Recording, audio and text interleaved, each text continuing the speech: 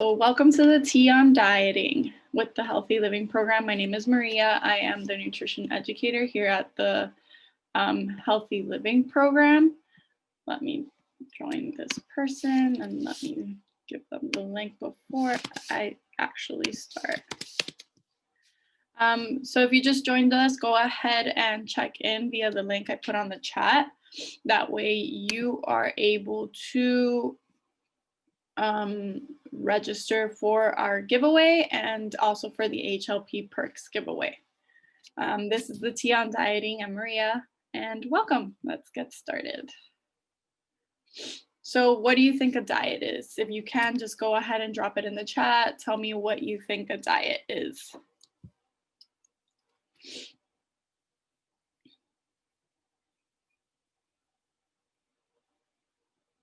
Give you all a few minutes, well, a few seconds to type something out, share your thoughts, tell me what you think it is.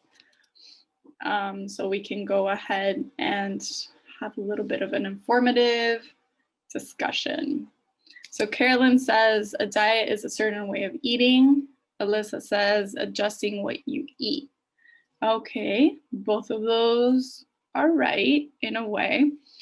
Nicole says incorporating new and healthy ways of eating and living. Ashley says eating at a certain lifestyle. So these are all really good different approaches to the word diet. So the word diet is actually defined in the dictionary as the kinds of foods that a person, animal, or community habitually eats. It also has a secondary definition, which is a special course of food to which one restricts oneself either to lose weight or for medical reasons. So you can see both of these differ. So one of them is just a general definition of what a diet is. So anything you eat is considered your diet, like any kind of food, whatever it may be.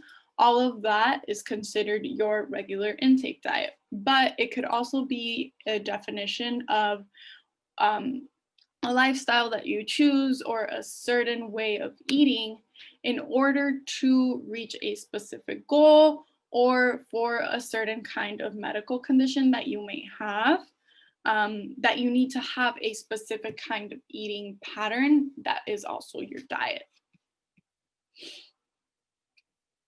So what do you think a fad diet is, now that you know what the definition of diet is?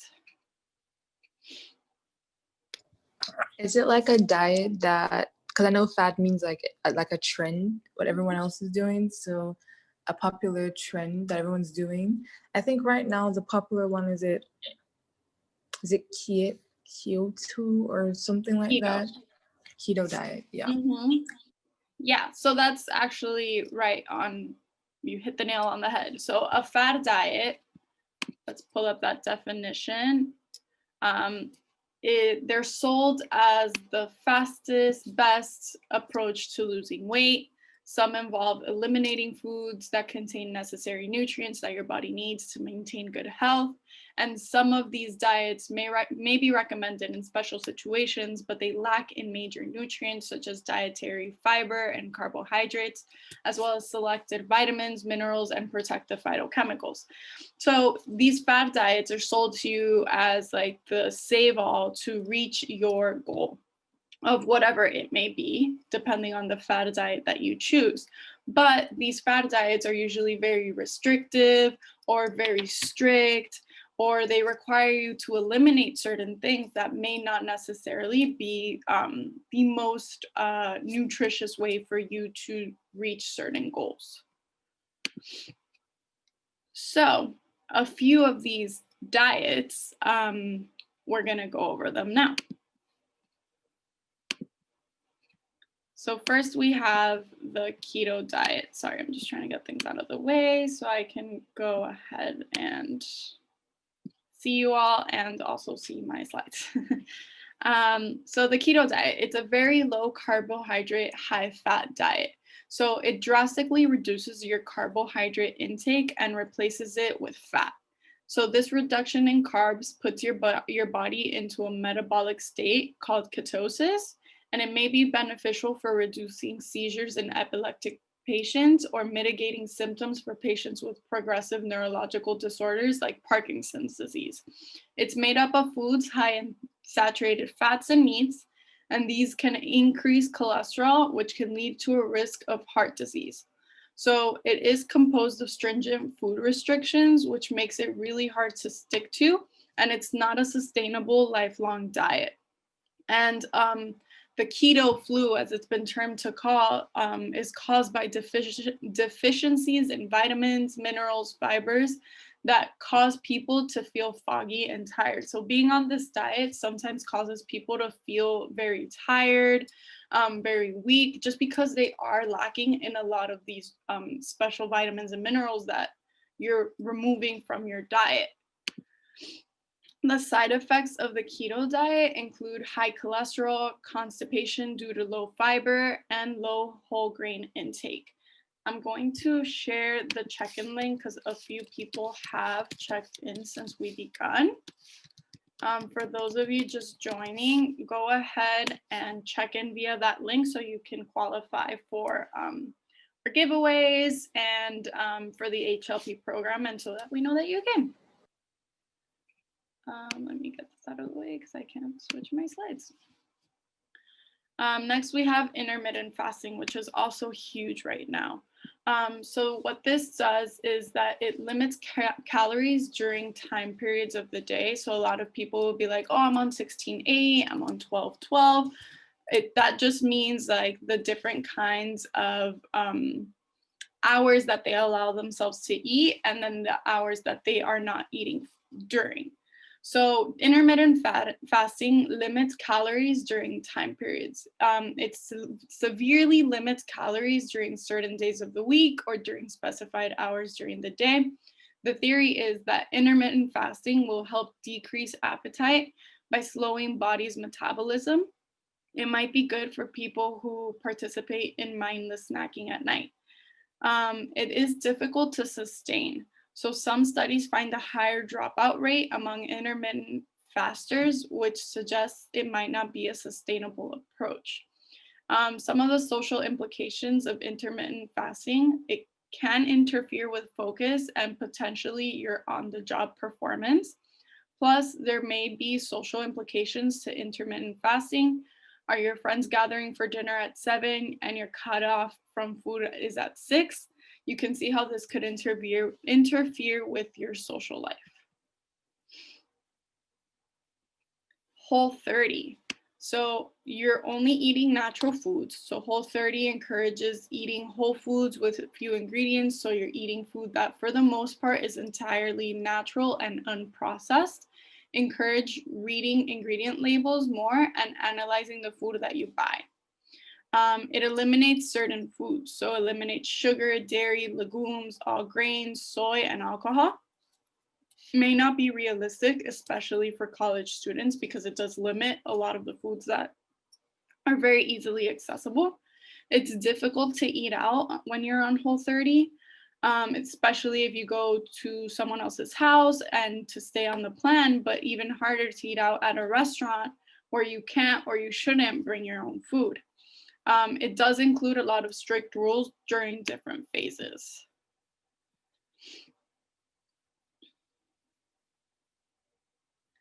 So then you have South Beach diet. It's balanced food recommendations, emphasis on making lifestyle choices that will help you achieve a healthy weight and maintain it long into the future. The balance of foods recommended on the South Beach diet includes lean meats, healthy fats, and nutrient-dense sources of carbohydrates, such as whole grains and vegetables. It excludes fruit, though. So when it excludes fruit in the first phase of the diet, fruit has a place in any weight loss plan because it contains fiber, it satisfies your hunger, and it keeps you full. So South Beach isn't too restricting, but the fact that they eliminate fruit at the beginning is a little bit concerning.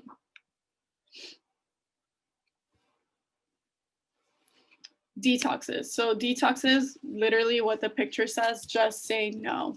The weight loss doesn't last. So cleanses aren't effective for long-term weight loss. The weight you lose from a cleanse is a result of losing water, carbohydrate stores, and stool, which all return after you resume a regular diet. The healthy body has kidneys, a liver, skin, even lungs that all do these detoxifying processes itself. It's energy depleting, so these diets are low in calories, which will leave you with little energy to exercise and may disrupt your metabolic rate and blood glucose levels. It's marketing myths. So detox diets are marketing myths rather than nutritional reality. They sound like a great concept, but unfortunately, many of the claims made by detox diet promoters are wild and exaggerated. It's best to stick to the sound, sensible, science-based advice. Detoxes have a lack of essential nutrients. They're not life-sustaining, and the benefits are just very, very temporary. So it's not truly worth it. Gluten-free diets. So the thing with gluten-free diets, it's very beneficial for those that have celiac disease or any kind of gluten intolerance. So a gluten-free diet is essential for managing signs and symptoms of celiac disease and other medical conditions associated with gluten, like gluten ataxia, wheat allergies, or gluten sensitivities. Gluten products have important vitamins. So following a gluten-free diet to lose weight will put you at risk for missing out on important vitamins and minerals found in whole grain or other gluten products. Some gluten-free products also have higher fat and sugar contents than the gluten-containing food being replaced. Gluten-free foods are expensive. I'm sorry, I can't talk today. The cost of prepared gluten-free foods are generally higher than the cost of the foods being replaced. The expense of following a gluten-free diet can be substantial, especially if your diet includes foods that aren't naturally gluten-free.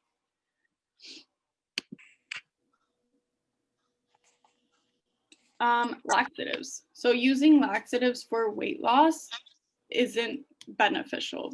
It's believed that using laxatives can help increase the frequency of bowel movements and allow for quick, easy, and effortless weight loss. It may help with weight loss, but those results are only going to be temporary. Laxative abuse has side effects that include dehydration, electrolyte imbalances, and dangerous health conditions. There's also a blood type diet that has gotten some speed, I guess. And this diet is dependent on your blood type. So if you're type O, you're supposed to eat a diet that's high in animal protein because of the way our ancestors were. The original ancestral blood type from when humans were hunter-gatherers was type O. And it's believed that they only ate a diet that was high in animal protein for the most part. So that's what type O should eat. Type A evolved from when humans began to farm and had more vegetarian diets. So if you're type A, you have a largely vegetarian diet. Type B is said to arise among nomadic tribes who consumed a lot of dairy products. So if you have type B blood, you should be eating a diet that's very high in dairy products. If you're type AB, it evolves from intermingling of people with type A and type B blood types. So the recommendations were intermediate between type A blood and type B blood. So high in dairy and very vegetarian-based diets. This only works if you know your blood type, and then you must follow a restrictive diet that does not honor your preferences. Supplements are also required to meet nutrient needs. So something that's really important to consider is, like, for example, what if you have type O blood and you're a vegetarian? Like, what are you supposed to do? Where are you going to get this animal protein from if you're just a vegetarian? It doesn't let you honor those preferences that your body has and what you have chosen as your diet lifestyle. So it's very restrictive. There's also very little evidence on this diet. So no evidence currently exists to validate the purported health benefits of blood type diets. In a major 2013 review study where researchers examined the data from over 1,000 studies, they did not find a single well-designed study looking at the health effects of the blood type diet. F factor. So this one is relatively new and it focuses mainly on fiber. Take the lesson further by talking about concepts and definitions, and then you can take this diet and see that. I'm sorry, that didn't edit the way it was supposed to. So this diet encourages you to meticulously focus on fiber and eating foods that are high in fiber to give you that effect of being satiated. But this diet specifically can foster disordered eating habits because it requires you to count carbohydrates and fiber and restrict everything else. Previous users of this diet have reported full body rashes, severe gastric distress, and amenorrhea from using the products. And if you don't know what amenorrhea is, it means if you're a woman, your period completely disappears. It just stops coming.